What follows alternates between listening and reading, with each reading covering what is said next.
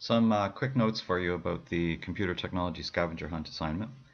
The scavenger hunt assignment is done as a Google Doc, so I have a link to the template right here.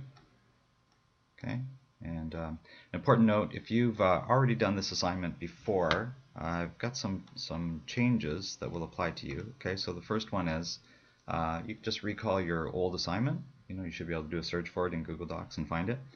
And firstly, I'd like you to check to make sure that all your answers from last year are correct, with no spelling or grammar errors. Okay, so review it closely, and then go ahead and update the course code in your title to the current course code, because you may have done it as a TEJ2O assignment, and now perhaps you're doing it as a TEJ3M or 3E student. So go ahead and change that. And then what you'll be doing, there's a section at the bottom where you had to write your own questions. So if this is a repeat assignment for you, I'm going to ask you to be adding an additional 10 relevant questions to the bottom. Okay, so make them good questions, not simple ones. So let me go ahead and click through to the assignment.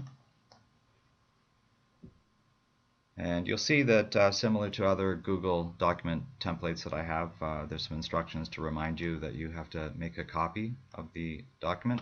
So to do that, simply File, Make a Copy. Okay, and then you're going to rename it right away. Get in that habit, renaming it right away. Copy of, you can go ahead and delete that.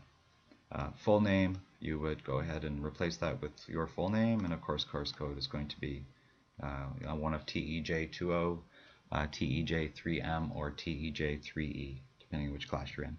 All right, and simply, you just answer all the questions. You just start off with number 1. So what does DVD stand for? Now you'll see that there's a section for the URL. So that's the address where you found the information. Okay.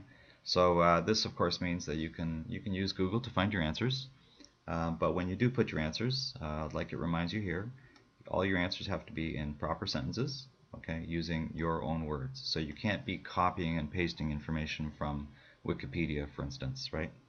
And make sure spelling and grammar is correct in all cases. I'm always after that, right? Trying to get you to do your best.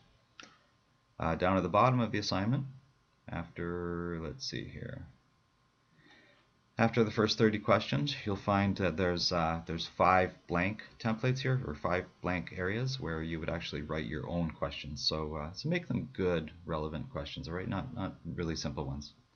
And try not to have any crossover with the questions that are above, all right?